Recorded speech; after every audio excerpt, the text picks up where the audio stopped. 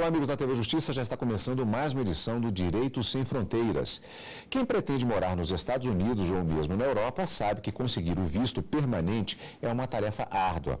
As regras são rígidas e a fiscalização também. Mas isso não acontece com quem disponibiliza um bom capital. Com a intenção de injetar dinheiro na economia e na tentativa de atrair as pessoas mais ricas, muitos países passaram a vender a autorização de residência, em alguns casos até mesmo a cidadania. Esta expressão vender é a que é apresentada pelos críticos do sistema. Isso é possível por meio do visto do investidor, tema do Direito Sem Fronteiras da semana, e que recebe aqui nos estúdios Luiz Felipe Couto Dutra, advogado e especialista em direito empresarial, e Eduardo da Silva, advogado e especialista em direito tributário. Agradeço muito a participação de ambos aqui nos estúdios da TV Justiça. Eu já começo exatamente com essa que talvez seja a questão mais polêmica que envolve essa sistemática que tem sido adotada de maneiras diferenciadas por diversos países, incluindo, como já dissemos, países da Europa e também os Estados Unidos. Os críticos dessa forma de se fornecer eventualmente a cidadania em alguns casos e o visto permanente é colocado dessa forma, vender como uma crítica a essa possibilidade. Essa crítica tem sido unânime. De que maneira o universo jurídico tem tratado dessa questão? É muito comum que países utilizem o programa de vistos para investidores para atrair capital. Países que sofreram com crises econômicas, desde 2008 principalmente, outros países que precisam injetar recursos na economia para um determinado setor específico. Esses países precisam de projetos que melhorem a qualidade ou aumentem o número de investimentos em determinados setores. O problema é, dependendo do país, a necessidade de receber o investimento é tão grande que faz com que eles facilitem demais a entrada desses investidores estrangeiros. E aí vem o outro lado, as pessoas que criticam esse tipo de sistema, essa política, e criticam dizendo que seria uma venda da cidadania, uma venda da residência, da permissão de residência em determinados países. Tudo vai depender do ponto de vista que você analisa. Isso é uma questão política, é uma questão de interesse nacional. O país decide se ele prioriza a cidadania e para quem ele concede a cidadania, ou os investimentos que ele precisa receber. Faço uma pergunta do momento presente, que é uma situação que ela, na verdade, faz com que haja muitas paixões quando se discute a questão dos refugiados. Houve uma abordagem da questão ética e moral que envolve essa questão, ou seja, num determinado momento em que se discute a entrada de refugiados vindos principalmente da Síria, alguns deles, inclusive, com nível de escolaridade elevado, e, ao mesmo tempo, se fornece essa possibilidade de entrada de visto permanente com quem tenha capital para investir. Há alguma discussão ética que já tenha sido permeada no meio jurídico sobre essa questão? Ou, como bem colocou o doutor, há um pragmatismo maior em relação a isso e são consideradas como questões diferentes? Eu entendo que são colocadas como questões diferentes. Uma tem questões humanitárias envolvendo a recepção dos refugiados, né? E até os críticos aí alegam que alguns países desenvolvidos que até fomentaram o conflito, né, estão fazendo um papel aquém do desejado, né, uma vez que eles são parte do problema, ou seja, eles foram lá, estimularam lá uma guerra civil, o que causou essa fuga de massas, né, uma tragédia do ponto de vista humanitário. E os críticos aí que a gente tem acompanhado dizem que alguns países não assumiram a sua devida responsabilidade com relação a isso. Por outro lado, alguns países também têm a possibilidade de receber, vamos dizer, pessoas qualificadas, né? Não existe só o visto de investimento. Isso, por exemplo, nos Estados Unidos, ele tem programas específicos para atrair engenheiros, matemáticos, físicos, né? Aqui no caso do Brasil, que a gente viu também de muito exemplo, muitas dessas pessoas que vieram da Síria, muitas pessoas qualificadas, engenheiros, professores, enfim. Acredito que aí se separam as duas coisas, mas isso eu acho que também não sei se entra num conflito com relação à questão dos investimentos, porque eles já existiam, esses programas não são novos, não são coisas de hoje, enfim. Eu acho que são duas questões que têm que ser tratadas de formas absolutamente distintas. Eu acho, como bem colocou o Eduardo, a questão ética envolvida na situação dos refugiados é completamente distinta da situação dos investidores. A gente tem que saber diferenciar as coisas. Alguns críticos apontam que seria injusto facilitar tanto o investimento, o visto para pessoas que têm uma condição financeira de investir, de entrar num país por meio de investimento, em detrimento de uma fila enorme, às vezes, que existe nos Estados Unidos, com pessoas que precisam, que já estão no país, não estão numa situação legal e precisam de um visto para permanecer. Eu concordo com o Eduardo que são coisas completamente distintas. Nada impede que um país mantenha uma política de conceder vistos para investidores para fortalecer a economia e de não parar a fila de vistos regulares, normais, comuns, usuais, para outras pessoas que precisem, para refugiados ou qualquer situação dessa. Eu acho que uma coisa não exclui a outra de acontecer. Então, eu acho que é importante as pessoas saberem dissociar isso, separar que uma coisa é o visto do investidor, outra coisa é o visto normal ou visto para refugiado em situações excepcionais, de guerra, de tragédias humanitárias. Eu acho que é muito importante pontuar que são coisas distintas. E qual é o perfil do investidor? É muito variado, comparando-se, por exemplo, os Estados Unidos e a União Europeia, ou até países diferentes que compõem a União Europeia? No caso de brasileiros, você tem basicamente 3 modalidades, assim, obviamente tem mais modalidades para esportistas, para clérigos, enfim, mas você tem o EB5, né? Todas essas siglas que a gente fala, na verdade, são capítulos da lei lá. Esse é o visto, o antigo visto ou chamado visto de $1 milhão, que ele foi reduzido para $500 mil, para que se fosse aplicados em projetos de alto desemprego ou zonas rurais com menos de 20 mil habitantes, né? Para o investidor que aplica num projeto desse EB5, com $500 mil, ele garante um visto permanente que é extensível à família, né, e filho, desde que os filhos tenham menos que 21 anos. Uma segunda modalidade é o fato do brasileiro, por exemplo, isso acontece às vezes de forma comum, o brasileiro ter uma segunda cidadania, ou seja, exemplificativamente, da Europa, menos Portugal, mas os outros países da Europa, vamos dizer assim, ocidental, todos eles têm tratados com os Estados Unidos que são os que originaram os antigos tratados de comércio e navegação, né? Então, por exemplo, o italiano, um brasileiro que tenha passaporte italiano, ele tem a possibilidade de imigrar para os Estados Unidos com valores inferiores a 500 mil, ou seja, a partir de 70, 80 mil dólares. Ele investe numa empresa que ele mesmo vai lá gerenciar a empresa, e ele também consegue um visto. Esse visto, ele é um visto permanente que vai sendo renovado a cada 5 anos. Né? Então, ele tem que provar que ele mantém investimento. Esse visto, por si só, nunca conduz a um green card, tá? Então, que depois seria uma etapa anterior a uma cidadania. E, por fim, tem os vistos L, que são os vistos relacionados a investimento em empresas. Então, se você é um empresário brasileiro que abre, vamos dizer genericamente, porque o termo tecnicamente não é uma filial, mas é uma empresa controlada, mas vamos dizer que você abre uma filial do seu negócio, né, o que as pessoas falam popularmente. Nos Estados Unidos, você também com investimentos a partir de 70 mil dólares, você abre uma filial e você pode mandar ou um executivo, que eles chamam lá do level C, que é o CEO, o CFO, enfim, ou um manager. Esse visto, ele é um visto a primeira concessão é de 1 ano, mas aí é o seguinte, a pessoa tem que ir lá e fazer chover. Por quê? Nessa renovação após 1 ano, tem que mostrar que esse executivo fez diferença no negócio lá, aumentou o faturamento, gerou empregos, enfim, e aí se renova por um segundo período de 3 anos, e aí, ao final desse 4º ano, a pessoa tem uma derivação. Ou ela renova por mais 3 e depois ela cumpriu o papel dela nos Estados Unidos e volta para casa, ou ela pode até pedir um green card e depois, posteriormente, ele pode, depois de 5 anos com o green card, ele pode até pedir a cidadania, tá?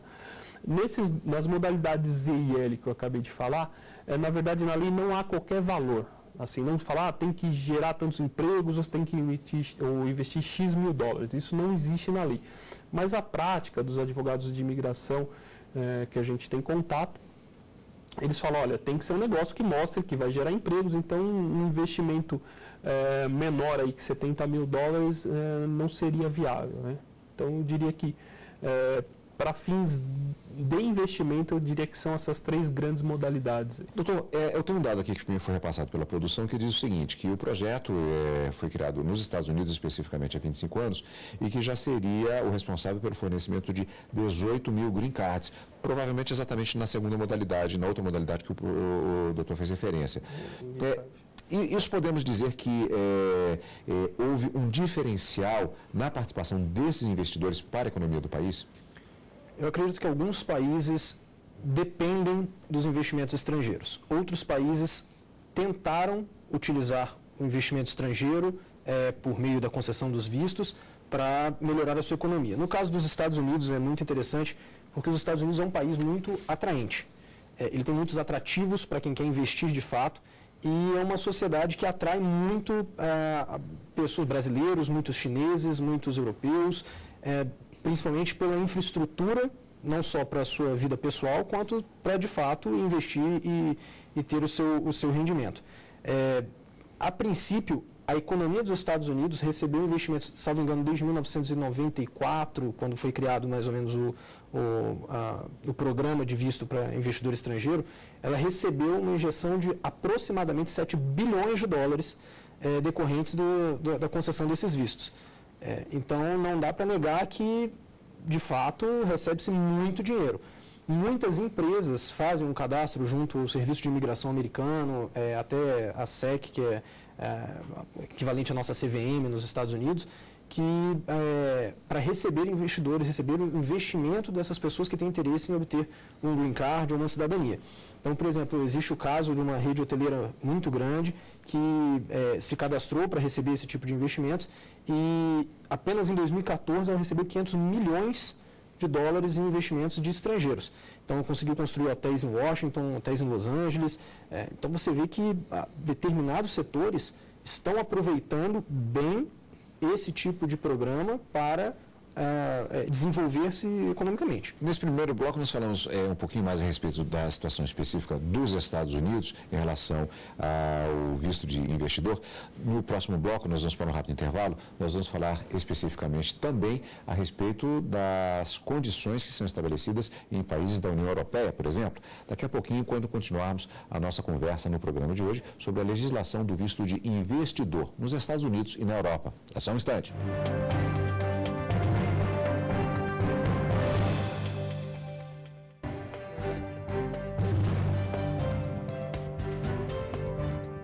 O Direito Sem Fronteiras está de volta. Nós estamos falando hoje a respeito da legislação do chamado visto de investidor, tanto nos Estados Unidos quanto na Europa. Eu gostaria de perguntar agora a respeito, falamos um pouco mais sobre os Estados Unidos no primeiro bloco do programa, especificamente em relação à Europa, basicamente o que é pedido para a concessão do chamado visto de investidor. Cadu, vai variar bastante de país para país. A Europa, apesar de você ter um bloco da União Europeia que tem normas gerais sobre o assunto, cada país tem a sua ainda independência para decidir como fazer isso. Então, você tem países que facilitam muito a entrada de investidores estrangeiros, como você tem o caso de Malta. Você tem lugares que dificultam ou, pelo menos, colocam um nível de dificuldade mais elevado, como, por exemplo, o Reino Unido, a França, a Alemanha. São países que tendem a dificultar um pouco a entrada. Botar um certo nível de dificuldade, melhor dizendo. Não é que a ideia deles não é dificultar, é sempre facilitar, mas também não pode facilitar demais, senão a entrada vai ser indiscriminada e eles não têm esse interesse. Então, o que é importante deixar claro é que as pessoas precisam ter uma noção do que elas querem, qual é o planejamento que elas têm. Uma coisa que é até interessante de se falar é ter a cidadania de um país não significa só ter o bônus de ser cidadão de um país. Você também tem o ônus. Você tem ônus tributários, você tem o ônus, por exemplo, se um país entra em uma situação de guerra, você pode ser, inclusive, convocado para uma guerra. Você tem situações, dependendo da legislação de cada país, que as pessoas, às vezes, ignoram antes de pensar nisso no seu investimento.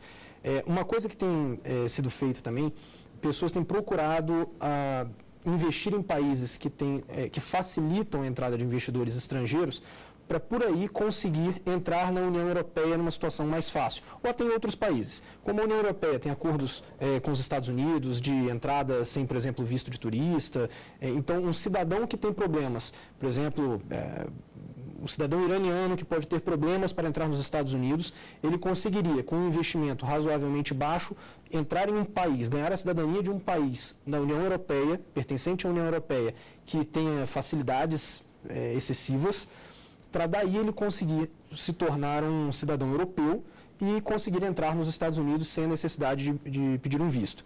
Então, também se critica bastante esse fato, países que facilitam demais ou que cobram um valor muito baixo para o seu investimento ou que, por exemplo, não exigem residência no país. E, em contrapartida, tem países como mencionei o Reino Unido, até fugindo um pouco da Europa, o Canadá também tem isso, de exigir, por exemplo, uma residência por um período, uma integração cultural com o país durante um período, para que você estabeleça uma relação de fato merecedora da cidadania. Não é um mero investimento, pagou e recebe a cidadania, que é o que os críticos muito dizem de vender cidadania. Então, a União Europeia tem várias vertentes e vários países com situações completamente distintas uma da outra. E no Brasil também existe a possibilidade de se obter um visto permanente com base em investimento. Tá? Se for um investidor pessoa física com o equivalente a R$150 mil, né, aplicado numa empresa, e obviamente depois tem que ter um compromisso de geração de emprego, seja diretos ou indiretos, é possível obter um visto permanente para esse investidor. Né? Então, assim, como há essas possibilidades de vistos de reunião familiar, essas questões humanitárias, principalmente os haitianos, também no Brasil a possibilidade de obter-se um visto com base em investimento. Vamos fazer agora o fluxo invertido. Tá. Vamos para Portugal e Espanha, que são alguns dos países que têm a possibilidade do chamado visto de investidor, com parâmetros próprios, e que também são países preferenciais, até pela questão cultural, a questão da língua, para, especificamente no caso, brasileiros que tenham essa possibilidade. Quais são os parâmetros? Tanto Espanha e Portugal, se você adquirir um imóvel, né, com valor a partir de 500 mil euros, você consegue um visto para permanência no país. Né? Espanha, uma variação que tem, você pode aplicar 1 milhão de euros numa empresa, também você consegue o visto. E na Espanha tem uma particularidade, se você tiver um projeto que seja relevante para o país, né, então não há a questão do limite. Né? Portugal, em contrapartida, você também tem a possibilidade de investir 1 milhão de euros, mas é no mercado financeiro, né? Ou também você pode investir na reforma de um imóvel. Você compra um imóvel e aplica até 350 mil euros entre reforma e aquisição do imóvel. Esse imóvel tem que ter pelo menos 30 anos. A gente sabe que em Portugal lá tem prédios centenários, né? Então esses estão mais do que dentro desse requisito. Ou seja, você investiu na reforma, essa reforma gerou aí 10 empregos, você também consegue um visto. Né? Portugal tem um caso curioso que ele tem um regime fiscal da residência não habitual. Né? A primeira consequência disso é que você, no primeiro ano, você tem a obrigação de ficar só 1 semana em Portugal e 2 semanas a partir do segundo ano, mas o regime do residente não habitual, que pode viger até por 10 anos, o cidadão que se estabelecer em Portugal, ele só vai pagar imposto de renda daquelas rendas que ele gerar em Portugal. Por exemplo, se ele tem receitas aqui no Brasil, Portugal, a receita e a tributação que foi gerada no Brasil e for paga no Brasil, Portugal não inclui na base de cálculo, tá? Mas esse é um regime excepcional. Tanto Brasil, Portugal, Estados Unidos, Espanha, né, a grande maioria dos países, né, não falando aí de paraísos fiscais, mas os países que têm regime de tributação normal, eles tributam a renda em bases universais, ou seja, onde você tiver renda, você tem que reportar para o país de sua residência fiscal e aí você tributa. Aí você fala assim, mas eu tenho um negócio nos Estados Unidos e sofri a tributação lá. Por exemplo, Brasil e Estados Unidos não têm tratado para evitar bitributação. Então, mas tem tratamento recíproco. Brasil com os Estados Unidos, Brasil com a Inglaterra e Brasil com a Alemanha. Isso já é reconhecido pela Receita Federal aqui do Brasil. Então, se porventura você pagou imposto nos Estados Unidos, né, você vai adicionar aquela sua renda ao seu imposto aqui, mas você também se credita do que foi pago lá. Outros países têm uma posição melhor, por exemplo, Brasil e Portugal, Brasil e Espanha têm tratados para evitar a bitributação. Então é um mecanismo mais complexo, ele elimina casos de você cair em armadilhas de ter que ser considerado residente fiscal em 2 países, né? Então as regras fiscais são melhores tratadas quando você tem um tratado para evitar a bitributação, né? Questão que muitas vezes não é levada em consideração quando a pessoa fica na expectativa de fazer um investimento lá fora. Não. Normalmente as pessoas vão mais pela empolgação, isso eu falo de experiência profissional, e às vezes a pessoa descobre, por exemplo, que em determinado país o imposto de herança é altíssimo, né? Então, se a pessoa se planeja, faz um planejamento para a imigração, ela ainda consegue mitigar alguns efeitos da tributação, mas eu diria que boa parte das pessoas vão primeiro na questão passional, muda porque visitou o país, achou legal, bonito, está desencantado de alguma forma com o Brasil, por qual motivo que seja, aí chega, vai embora subitamente, aí depois descobre que o imposto de herança aqui é 40%, tem imposto de renda estadual, por exemplo, nos Estados Unidos tem alguns estados que há imposto de renda estadual, e alguns municípios que há um imposto de renda municipal. Ou seja, nos Estados Unidos, por exemplo, se eu estiver no estado da Califórnia, você pode pagar 48% de imposto de herança, por exemplo, que é 40% do imposto federal e mais 8% do adicional estadual. Então, eu acho que essa é uma providência que tem que ser, ou uma mudança que tem que ser muito bem estudada para a pessoa saber, né, qual é a tributação do país que ela vai se mudar, fazer um planejamento prévio para evitar surpresas no futuro. Com relação às correntes que são contrárias, elas existem a esse sistema? Existem várias correntes. A primeira, como já foi mencionado, é a de tratar o visto de investidor como uma compra e venda de cidadania. Então, como foi mencionado, países que facilitam muito a entrada de investidores estrangeiros em troca de um valor X já concedem uma cidadania, uma permanência, não exigida permanência no país e já se concede logo o visto. Isso, enfim, é mal visto por uma parte da sociedade que considera uma compra e venda de cidadania. Há também uma outra crítica que é muito comum, principalmente nos Estados Unidos, tem acontecido recentemente muita coisa assim, de tratar essa situação como uma oportunidade para fraudadores, para estelionatários, enfim, pessoas que vão até a China, por exemplo, que é talvez o maior mercado de pedido de vistos de investidores do mundo hoje, e pessoas com más intenções vão até a China, angariam investidores e falam, olha, nós vamos dar green card para todo mundo, basta você investir aqui $500 mil. E as pessoas acabam botando as economias de uma vida na mão de um estelionatário. Então, há inúmeras investigações em andamento nos Estados Unidos, em outros países também, na União Europeia também existem vários países que estão investigando os casos semelhantes, em que você tem oportunistas arrecadando dinheiro de famílias, às vezes a economia de uma vida, e que se perde em troca de uma possibilidade de se mudar para um país melhor. Senhores, eu queria agradecer muito mais uma vez a participação de ambos aqui para falar a respeito deste tema aqui no nosso programa Direitos Sem Fronteiras de hoje, que vai ficando por aqui. Nós conversamos sobre a legislação voltada ao visto de investidor nos Estados Unidos e na Europa, principalmente.